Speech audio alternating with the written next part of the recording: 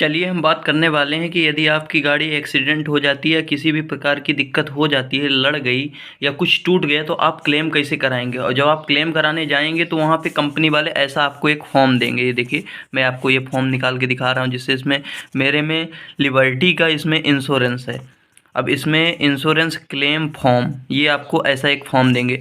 अब आपको बोलेंगे भैया इसमें जैसा भी आपका सीन हुआ है वो आप हमें लिख कर दीजिए।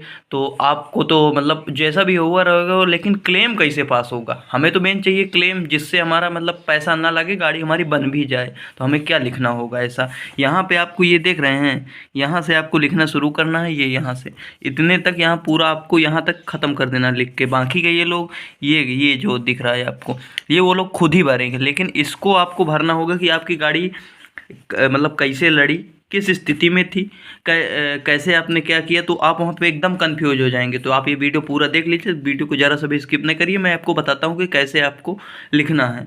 तो जैसे आपको मतलब पूरा रीजन पता है, आपको सारी चीज़ें उसकी पता है कि कैसे मेरी लड़ी है, कैसे क्या सिस्टम है। तो उसका तो आप मतलब लिख ही सकते हैं कि जैसे मैं सीधे आ रहा था, ठुक गई, ऐसा तो ठीक है। यहाँ तक तो बात बिल्कुल एकदम सही रही। लेकिन अगर मान लीजिए बाई चांस आप बैक कर रहे हैं, पीछे छू गई या आगे छू गई, स्क्रैचेस आ गए, तो उसमें आप क्या लिखेंगे कि हमने गाड़ी से स्क्रैच कर दिया। उसमें क्लेम ही नहीं देगी कंपनी, क्योंकि क्लेम कंपनी, जो भी बीमा कंपनी होती है, वो समथिंग मतलब पैसा लेने के समय तो उसे याद रहता है, लेकिन देने के समय उसे याद नहीं रहता है। तो चलिए मैं आपको लिख के बताता हूँ कि कैसे आप लिखेंगे कि मेरी गाड़ी कैसे ठुकी, और वो जेन्युइन 100% क्लेम आपका पास करेंगे। तो चलिए मैं आपको पेन उठा के दिखाता हूँ। जैसे कि अगर हम अपने इस फॉर्म पे लिखेंगे कि मैं एग्जाम्पल के तौर पे हम कुछ भी ले लेते हैं। जैसे कि मान लीजिए मैं कानपुर जा रहा हूँ, बस यही मान लीजिए, मैं कानपुर जा रहा था। तो सॉरी, गलती हो गई थोड़ी बहुत इधर उधर। तो मेरे, जैसे अब आपकी गाड़ी सिर्फ आगे से ठुकी है तो आपको लिखना मेरे आगे एक, अगर आपकी गाड़ी किसी कार से ठुकी है तो उसमें लिखना है एक कार चल रही थी, तो उसने अचानक ब्रेक ले लिया।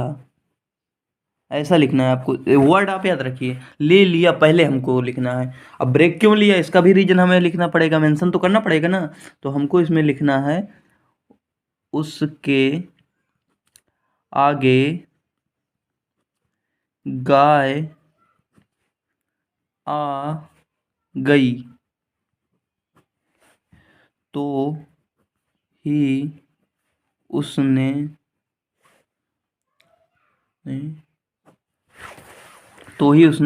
ब्रेक ब्रेक ले ली। यहाँ पे हम लोग लिखेंगे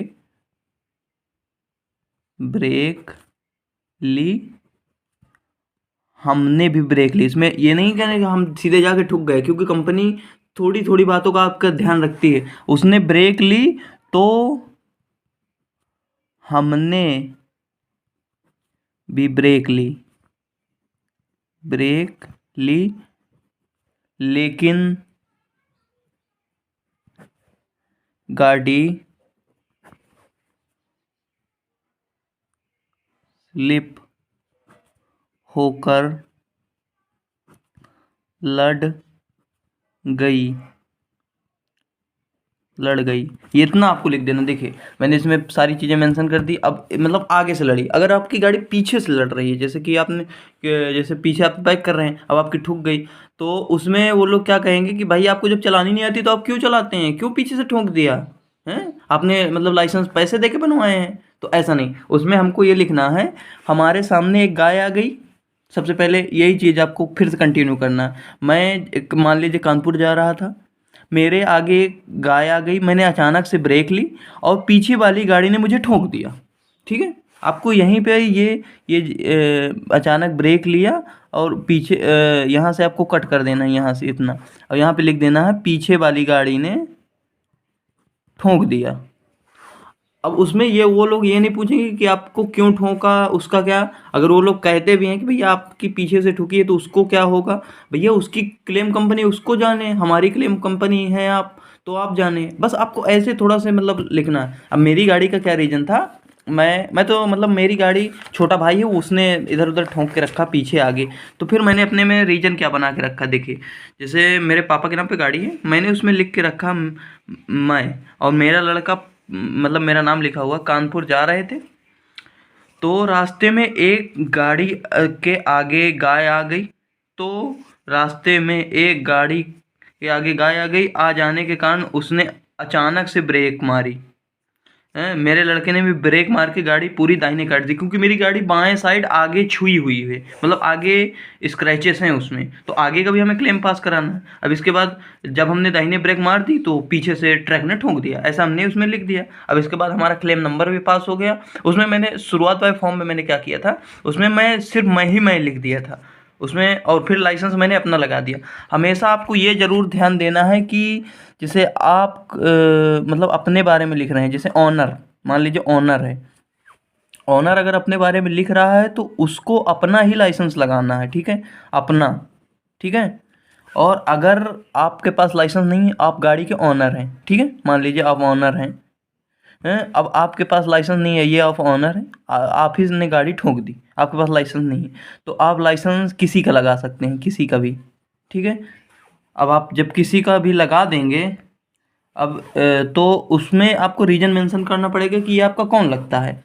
अगर वो आपका बेटा या बेटा है या कोई और है, अगर बेटा है तो आपको बेटा लिखना है। अगर वो आपके रिश्ते से मैच नहीं हो रहा है, जैसे एग्जाम्पल के तौर पे रख लो आप वो हो पांडे, मैं पांडे हूँ मान लीजिए, आप कुछ भी रख लो, अगर अगले बंदे में भी पांडे ही लिखा तो आप तो उसमें बेटा मेंशन कर सकते हो।